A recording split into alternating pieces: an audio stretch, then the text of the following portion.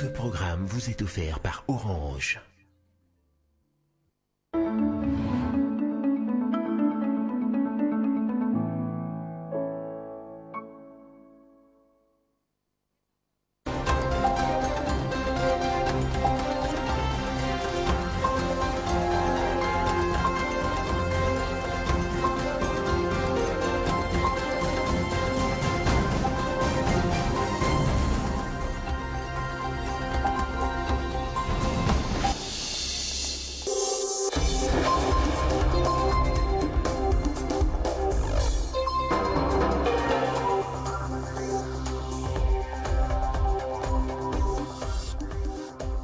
C'est jeudi que la dépouille de l'artiste musicien Papa Wemba sera rapatriée d'Abidjan à Kinshasa à bord d'un avion spécial affrété par le chef de l'État congolais Joseph Kabila. Mais avant le rapatriement, la Côte d'Ivoire, à travers le FEMUA, organisera demain mercredi un grand hommage musical au roi de la rumba congolaise.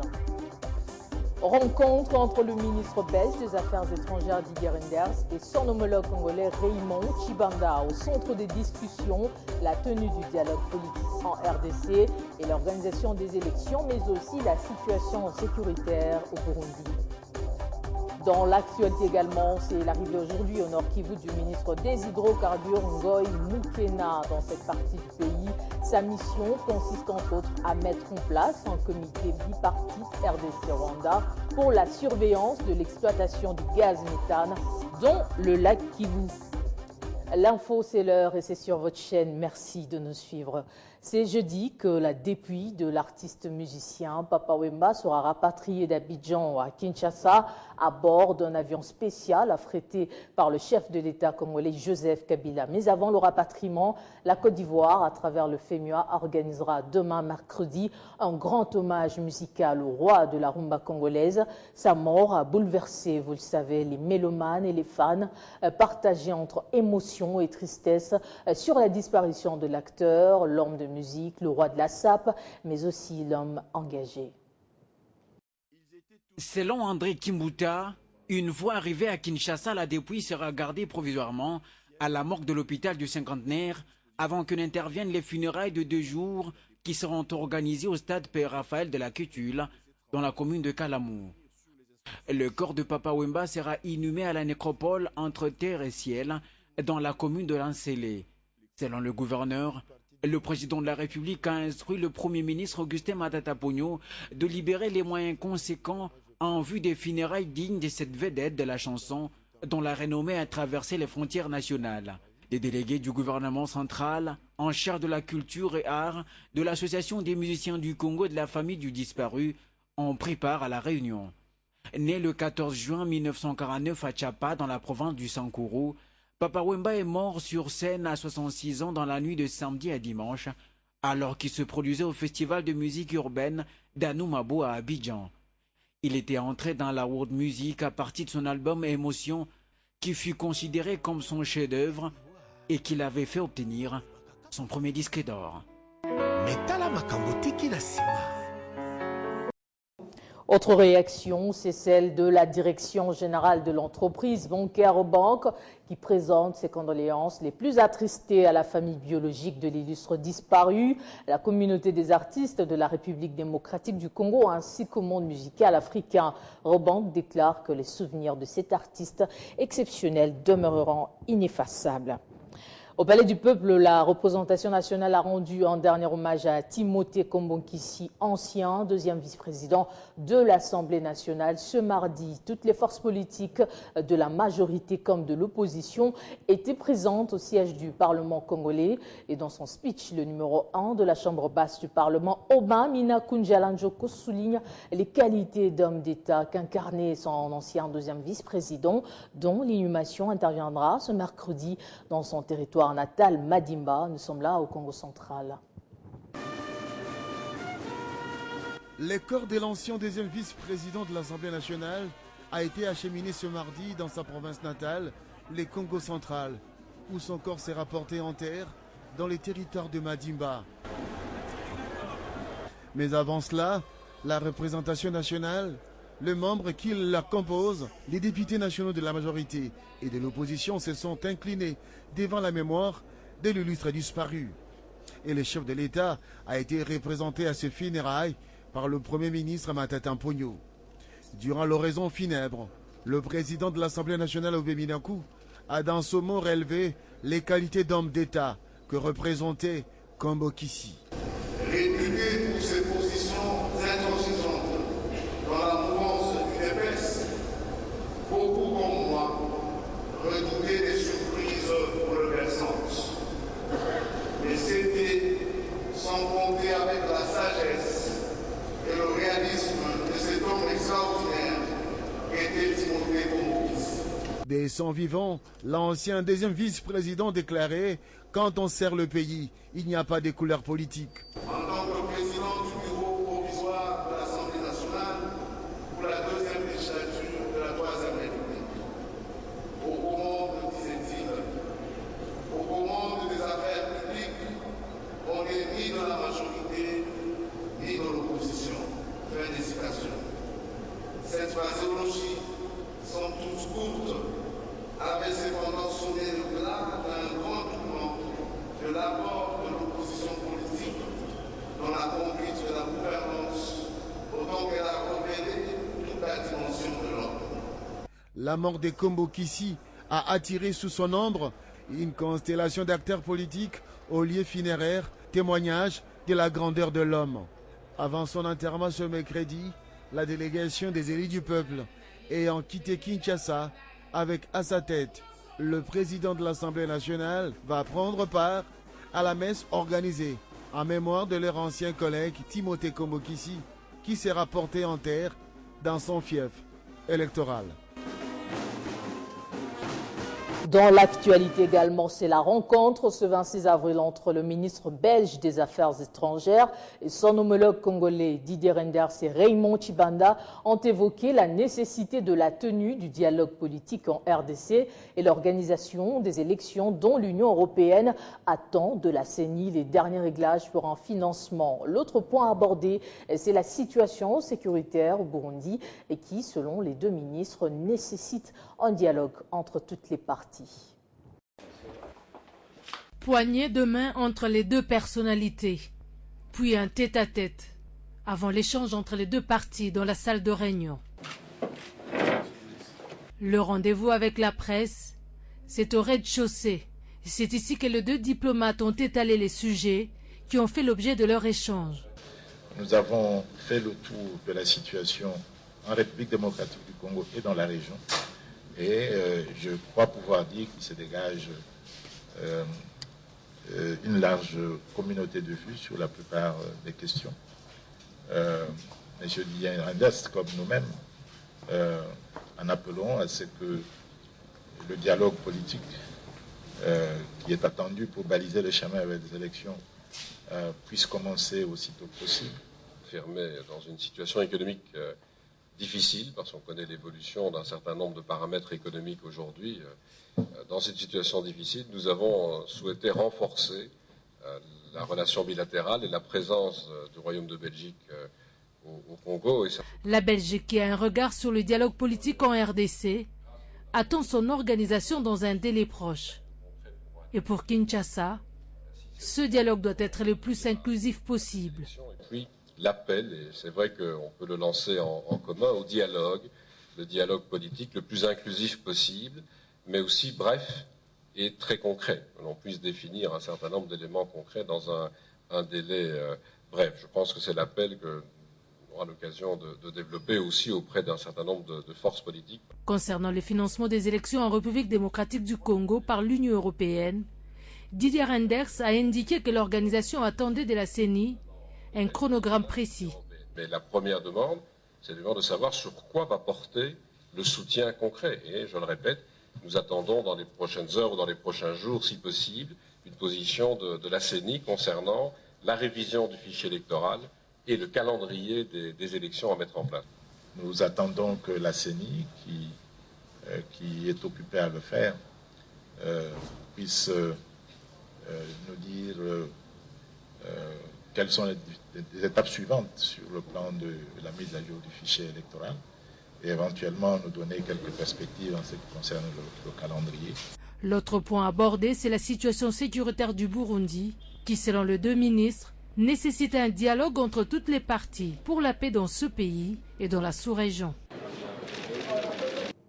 Parlons cette fois de l'arrivée aujourd'hui au Nord Kivu du ministre des Hydrocarbures, Ngoi Mukena, une mission qui consiste entre autres à mettre en place un comité bipartite RDC-Rwanda pour la surveillance de l'exploitation du gaz méthane dans le lac Kivu à Goma. La question du changement de coloration du lac Kivu sera également évoquée avec les autorités de la province et des experts afin d'apporter des réponses et apaiser la population de cette contrée. Nous sommes à l'aéroport de Goma et cette délégation venue de Kinshasa et du ministère des Hydrocarbures avec en tête Ngoi Mukena. Comme vous pouvez le remarquer, la foule derrière lui, c'est les membres du PPRD et leur présence se justifie par l'arrivée du ministre des Hydrocarbures dans cette partie du pays. Je suis ici en novembre, plutôt du côté du Rwanda, pour discuter avec mon homologue rwandais afin de mettre sur place un comité de surveillance d'exploitation du gaz méthane du lac Kivu. Sur place à Goma, le ministre est en charge le pétrole et le gaz en RDC et se retrouve pour une mission bien précise. Le gaz méthane qui se retrouve dans le lac Kivu constitue une ressource importante d'énergie, mais son exploitation devra se faire dans les normes, ce qui fait appel à un comité de contrôle. Un comité avec une particularité. Le comité s'occupera de toutes les questions techniques. Par exemple, là, je viens de voir, comme vous l'avez constaté vous tous, que tout le monde a constaté que l'eau a changé de couleur. Alors, il est question maintenant que le comité s'attelle à cette question pour répondre à la question de la population. Après l'aéroport, direction le gouvernorat, où il sera reçu par Julien Paluku. Bienvenue. Vous allez bien? Oui, très bien.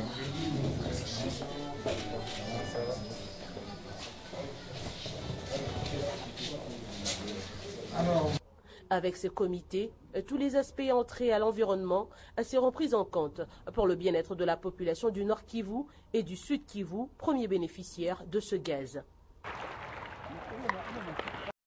C'était là notre envoyé spécial sur place, Arlette Boutella. La campagne patriotique J'aime le Congo, je soutiens le dialogue poursuit son bonhomme de chemin à travers l'ensemble du pays sur la mobilisation au dialogue. Son initiateur, Félix Kabange, a sensibilisé la population de Goma autour de la nécessité du dialogue national inclusif au pays. C'est dans une salle pleine que le ministre de la Santé publique et initiateur de la campagne patriotique « J'aime le Congo, je soutiens le dialogue » s'est entretenu avec la population du Nord Kivu. Félix Kabange Numbi a exhorté la population sur l'importance et la nécessité du dialogue convoqué par le chef de l'État au pays. L'idée d'aller au dialogue est venue du président Joseph Kabila Kabange. L'impératif, c'est le dialogue, que nous amenions nos peurs, que nous amenions nos lourdeurs, que nous amenions nos pesanteurs, que nous amenions nos inquiétudes, que nous les mettions là-bas. Même nos intérêts, que nous les amenions au dialogue, que nous puissions discuter afin que l'avenir de la RDC soit privilégié. Comme on prophétise l'hécatombe, il faut qu'on se retrouve pour dire nous ne sommes pas prêts à la déchirure dont se font les acteurs politiques de ce pays. Nous sommes prêts à soutenir ces assises-là, à l'issue desquelles nous allons définir un nouveau mode de vie pour notre pays. Au-delà de tout, l'initiateur de cette plateforme a invité la population au calme et à privilégier la paix en RDC. Cette cérémonie s'est clôturée par l'adhésion massive de la population kivusienne, toutes tendances confondues, à la charte de la campagne patriotique « J'aime la RDC, je soutiens le dialogue ». Prenons à présent l'ouverture le 25 avril de l'atelier à Kinshasa de la commission de normalisation comptable OADA. Durant 4 jours, cette commission se focalise sur la validation du projet d'acte uniforme révisé, acte portant organisation et harmonisation des comptabilités des entreprises. Des experts venus de 17 pays membres de l'OADA prennent part à ces assises en vue d'examiner les projets d'actes uniformes sur le droit comptable et l'opérationnalisation des commissions de normalisation comptable.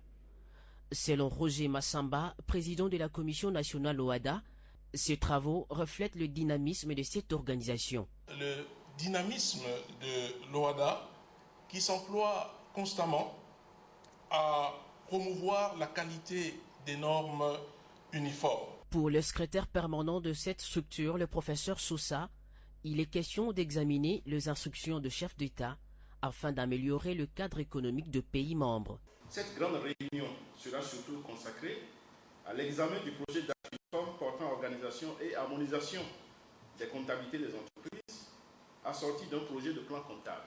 Pierre Mabiala, président du Conseil de ministres de l'OHADA, revient ici sur les objectifs de ce travaux. Le but principal visé par l'OHADA consiste à résorber l'insécurité juridique et judiciaire par l'adoption, comme fonds commun des États membres et dans le domaine du droit des affaires, des règles de droit modernes, harmonisées. Alexis Ntambwe Mwamba, ministre RD congolais de la Justice, insiste quant à lui sur le défi que doivent relever le pays membre. Il est donc fort appréciable, 16 années après son adoption, que le système comptable OHADA se laisse corriger et optimiser par un effort d'actualisation, d'adaptation et d'intégration des meilleures pratiques en matière de comptabilité des entreprises. Signalons que ces travaux iront jusqu'au 29 avril prochain. Rendons-nous dans la province de Mongala où la journée mondiale de lutte contre le paludisme a été célébrée à Lissala et dans 12 zones de santé de la province. La commissaire spéciale Marceline Monjiba a, à travers la division provinciale, lancé le processus de mobilisation sociale pour l'éradication de ce fléau. En finir pour de bon avec le paludisme et je m'engage, 0 cas de la malaria dans mon ménage. Ce sont les deux thèmes retenus en RDC pour la journée mondiale de lutte contre le paludisme, célébrée le 25 avril de chaque année. Dans la province de la Mongala, cette célébration a été organisée à Lissala, ainsi que dans les 12 zones de santé, avec l'implication de tous les acteurs du programme de lutte contre le paludisme. Des allocutions ont ponctué l'essentiel de cette cérémonie, et d'abord celle du numéro 1 de la santé de la Mongala, suivie de celle de Marceline Monjiba qui a lancé le processus de mobilisation sociale afin d'arrêter cette maladie. Dans notre province de la Mongala, le paludisme constitue le premier motif de consultation et la première cause de décès, surtout chez les enfants de moins de 5 ans avec un taux de 55%. La province de la Mongala, à travers la division provinciale de la santé de Mongala, voudrait saisir cette occasion pour lancer un processus de la mobilisation sociale face à ces fléaux afin d'arriver au contrôle de cette endémie dans un proche avenir.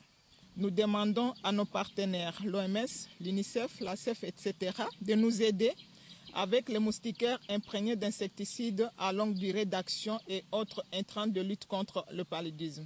Elle a également profité de l'occasion pour lancer un message relatif au choléra qui sévit déjà dans sa province.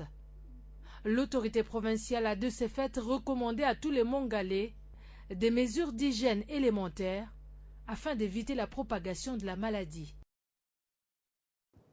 Dans la province du Haut-Katanga, le gouverneur Jean-Claude Kazembe est allé inspecter le village Lumata qui servira de village agricole moderne.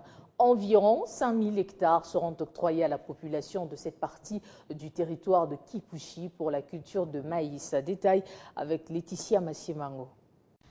Le premier gouverneur de la nouvelle province du Haut-Katanga est résolument engagé à combattre la dépendance en approvisionnement des produits agricoles. Jean-Claude Kazembe Moussonda a choisi le village Lumata à environ 50 km de Lubumbashi, territoire de Kipushi, sur la route Kasumbalesa, pour servir de tout premier village agricole. Jean-Claude Kazembe, qu'accompagnait son vice, l'honorable Bijou Mouchitoukat, a invité les habitants de Lumata à la scolarisation de leurs enfants et aux adultes à s'adonner à l'agriculture afin de combattre la famine. Au minimum 2 hectares de terre seront octroyés à chaque ménage. L'exécutif provincial les appuiera avec des engrais, semences améliorées et outils aratoires. Au total, 5000 hectares seront emblavés. 2 routes en terre battue seront aménagées dans la concession.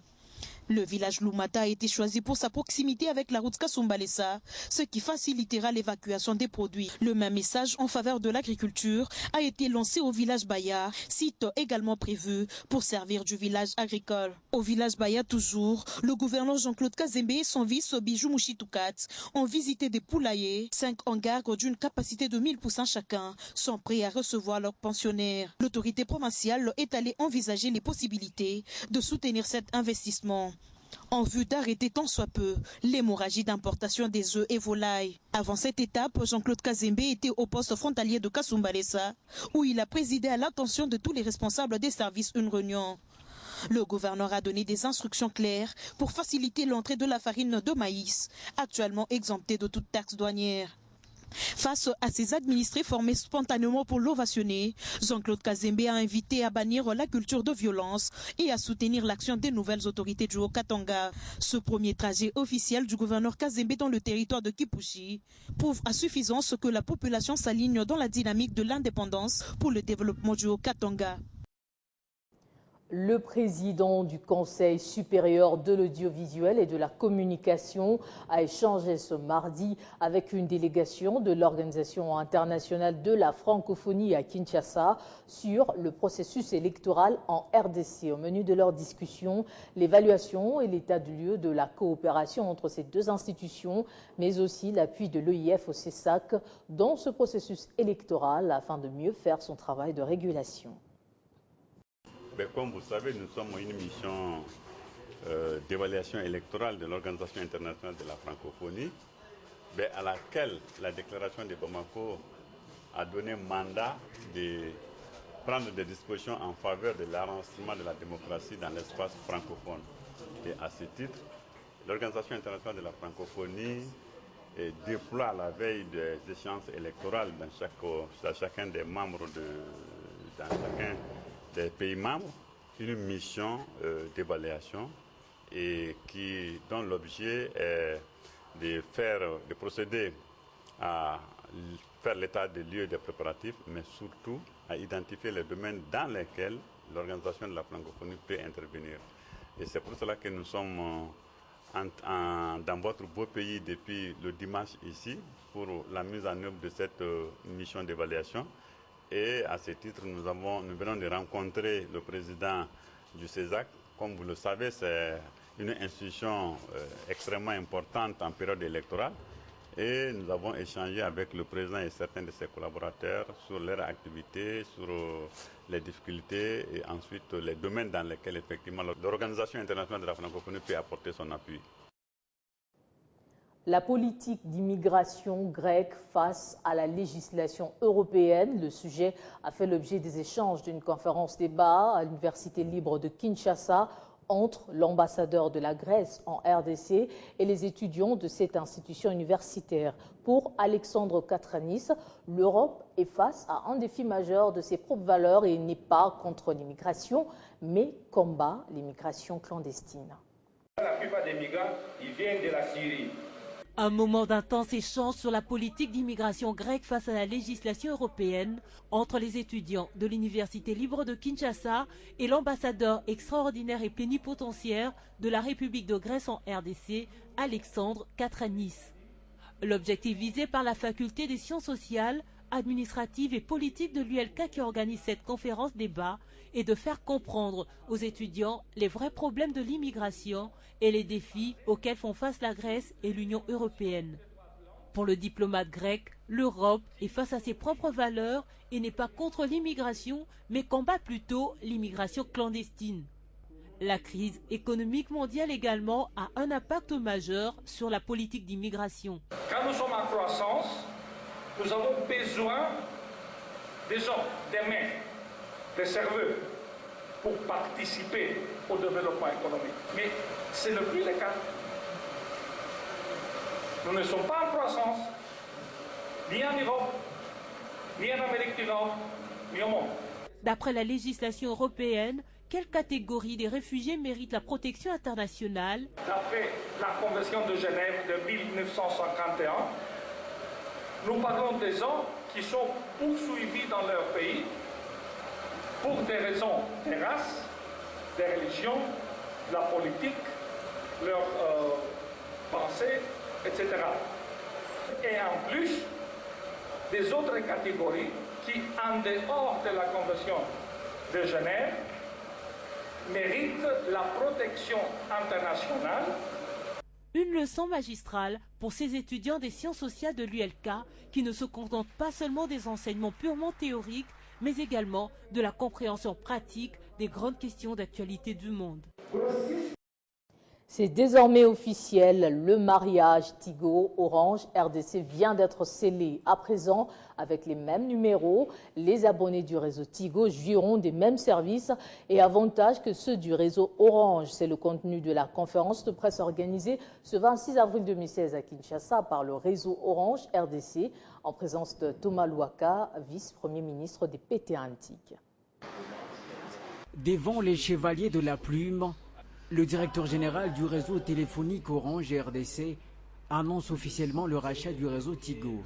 Pour nos abonnés, principalement, il n'y aura que des avantages parce que la première des choses, les numéros de téléphone ne vont pas changer. Aujourd'hui, la gamme de numéros va s'élargir. Ce qui était sur Orange connaissait le 84 et le 085. Aujourd'hui, cette gamme s'élargit avec l'entrée de Tigo dans la famille Orange avec les numéros ou les préfixes 089 et 080. Donc on a désormais un panel de 4 préfixes qui vont donc être utilisés par nos abonnés. Témoin de l'événement, le vice-premier ministre de PT Antiques, Thomas Louaka, qui a mis en garde les autorités du réseau Orange pour que cette acquisition se passe sans complication. D'où cette garantie. Pour tous ceux qui viennent de la famille Tigo et qui rejoignent aujourd'hui la grande famille Orange, pas de changement non plus. Par contre, de gros avantages parce qu'en termes de communication, ils peuvent désormais appeler les clients Orange au tarif qui sera un tarif local ou interopérateur, donc un tarif on-net, plutôt que d'appeler sur un tarif off-net comme c'était le cas, qui en général est un tarif qui coûte un peu plus cher. L'autorité de régulation des postes et télécommunications, représentée par son conseiller Prosper Matungulu, a pour sa part assuré que la transaction Tigo-Orange s'est effectuée en conformité avec la loi en vigueur en RDC. Et on va boucler ce journal avec ses activités parascolaires à l'école Shafak. Pour l'année 2015-2016, le groupe scolaire et école internationale turco-congolaise a organisé une série d'activités dénommées le Festival interscolaire des langues et cultures. Les écoles en éliminatoire de ce festival se sont affrontées. Résultat, l'école Shafak s'est distinguée dans la catégorie musique et l'école Munazama dans la catégorie danse. Les brevets de participation ont été remis aux participants de ce festival. Regardez. L'école Shafak de la Gombe était les lieux choisis pour le déroulement de la deuxième édition du Festival interscolaire de langues et cultures. Moment de découverte de talents que regorgent les écoles de la ville-province de Kinshasa. Chants, poèmes et danses, voilà les 3 points qui seront à la base de cette compétition entre les élèves régulièrement inscrits dans une des écoles de la ville de Kinshasa, dont l'âge varie entre 11 et 15 ans. Les chansons seront exécutées soit en français, turc, anglais, lingala, Chiluba Swahili et Kikongo, selon la spécialité du chanteur sur ces langues. Poème 2 à 4 minutes, pas de propos humiliants, et la danse 5 à 7 minutes dans un groupe de 8 personnes ou plus, en respectant l'harmonie. Et les prix à gagner sont nombreux, iPad, appareil photo, MP3 et un chèque selon la calorie. Après des heures d'affrontement, l'école Shafak va se distinguer dans la catégorie chant, un motif de satisfaction pour les autorités de cet établissement scolaire qui se disent avoir atteint l'objectif. Ce genre de festivals permettent à ce qu'on découvre le talent de nos enfants. Nous vivons avec eux à la maison, mais nous n'avons pas le temps de pouvoir apprécier réellement ce qu'ils sont. Elle sera suivie de l'école musulmane Munazama de Lingwala dans la catégorie danse et poèmes, avec de nombreux prix remportés. Au finish, un brevet de participation est remis aux écoles en compétition pour les encourager à bien encadrer les enfants pour les prochaines compétitions. Le rappel des titres avant de nous quitter. C'est jeudi que la dépouille de l'artiste musicien Papa Wemba sera rapatriée d'Abidjan à Kinshasa à bord d'un avion spécial affrété par le chef de l'État congolais Joseph Kabila. Mais avant le rapatriement, la Côte d'Ivoire, à travers le FEMUA, organisera demain mercredi un grand hommage musical au roi de la rumba congolaise. Rencontre entre le ministre belge des Affaires étrangères Didier Reynders et son homologue congolais Raymond Tshibanda au centre des discussions, la tenue du dialogue politique en RDC et l'organisation des élections, mais aussi la situation sécuritaire au Burundi. Dans l'actualité également, c'est l'arrivée aujourd'hui au Nord Kivu du ministre des Hydrocarbures, Goy Mukena. Dans cette partie du pays, sa mission consiste entre autres à mettre en place un comité bipartite RDC-Rwanda pour la surveillance de l'exploitation du gaz méthane dans le lac Kivu. Retour sur ce plateau dans quelques instants pour la revue de presse. Restez avec nous.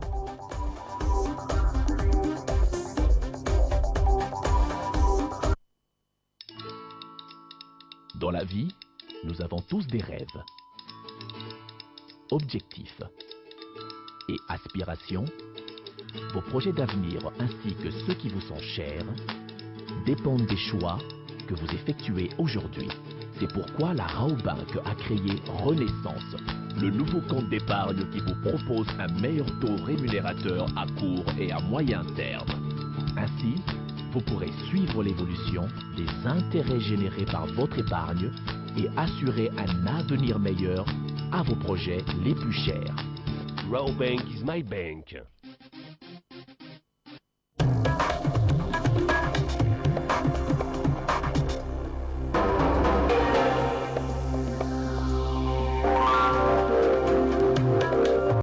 Charlotte Ibouaba est déjà à mes côtés, bienvenue. Merci. À la une de votre revue de presse, la situation politique au pays. Oui, des meetings aux accents martiaux sur le fil de l'article 64 de la Constitution, qui est d'ailleurs chaque camp, majorité ou opposition, tente de donner chacune son interprétation. C'est de cette manière que la prospérité dresse la situation politique du moment.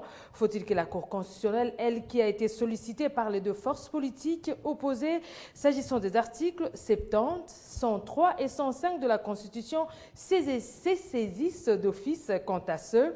Que convient-il de faire pour que la cacophonie n'ait perdure? La réponse est claire, il faut se parler, éviter le jeu de cache-cache, savoir que le peuple a besoin de la guerre des idées et non le recours à la force, quelle que soit sa nature. Dans tous les discours, un appel à la cohésion est nécessaire. Entre-temps, l'attention sur la scène politique congolaise montre vers 7sur7.cd. On dirait que Gloria, l'incertitude du lendemain pousse tous les acteurs politiques à se tenir sur leur garde. Tout le monde est sur les nerfs et essaie d'anticiper à sa manière sur les événements. Prenons l'exemple du 24 avril. 24 avril 2016, ironie ou revanche de l'histoire, un peu le 2, peut-être plus le premier que le second, répond Forum des As. En tout cas, le 24 avril ne fait plus partie de ces dates commémoratives momifiées sous lesquelles les pouvoirs post-Mobutu avaient achevé de jeter la dernière pelletée de terre. Tout au long du week-end, les formations politiques étaient en ébullition, des meetings comme s'il en pleuvait, et pas seulement à Kinshasa, dans nombre de grandes villes du pays, des matinées politiques ont été organisées et dans la même logique, Africa Time d'enchaîner la convention des Congolais unifistes, toute ingérence extérieure, de toute manière qu'elle soit dans les affaires intérieures de la République démocratique du Congo, avant de renouveler son engagement au président Joseph Kabila Kabange. C'était lors d'une communication politique tenue par son initiateur, Lambert Mende, qui s'exprimait à l'occasion du 24e anniversaire du discours de la démocratisation du maréchal Mobutu. Et pour finir, le chef coutumier du village Molokai ne chantera plus. Papa Wemba, de son vrai nom Jules Chungu Wemba Dio Penekikumba, a tiré sa révérence dimanche tôt le matin à Abidjan, en Côte d'Ivoire, note la cité africaine. Sa mort a provoqué un véritable séisme dans le monde francophone. Vous l'avez dit dans votre journal, Gloria, d'autant plus que les images de son décès ont rapidement circulé sur les nets. Et personnalités artistiques, politiques et anonymes se sont précipitées sur les réseaux sociaux pour réagir à la mort de ces chanteurs à la voix haut perchée marché jusqu'à Paris, où le ministère français des Affaires étrangères s'est fendu d'un communiqué de presse où il était écrit notamment Papa Wemba aura marqué l'histoire de la culture congolaise en réinventant la rumba, devenue grâce à lui un phénomène artistique et musical universel. Entre-temps, rapporte 7sur7.cd qui relaie cet article de la tempête des tropiques, note qu'une délégation des 6 personnes conduite par Bertol Oulungu, gouverneur de la province du Sankourou, comprenant également la veuve du disparu Marie-Rose, plus connue sous le surnom d'Amazon, est partie hier de Kinshasa pour Abidjan. Ils vont assister à l'hommage musical que la Côte d'Ivoire va rendre mercredi aux disparus. À Kinshasa, toutes les dispositions sont prises pour accueillir ce jeudi la dépouille de l'artiste décédé et organiser ses obsèques. Et dans la même logique, Guinée-Conakry Info indique qu'alors que le souffle de vie le quittait, l'enfant de Molokai s'envolait innocemment vers l'éternité. Hommage sera rendu devant la famille et le monde à ces grands fils d'Afrique qui a su, par son immense talent de chanteur, faire oublier à beaucoup de personnes à travers le monde les difficiles moments de leur passage sur terre par le miracle et la magie de la musique. Dors en paix, l'artiste, toi qui disais, pour moi la retraite n'existera pas tant que j'aurai ma belle voix, repose-toi enfin. Eh oui. Merci Charlotte Iboba pour votre revue de presse. Merci à vous aussi Goria Mbouya. Merci de votre attention soutenue. L'actualité continue sur votre chaîne.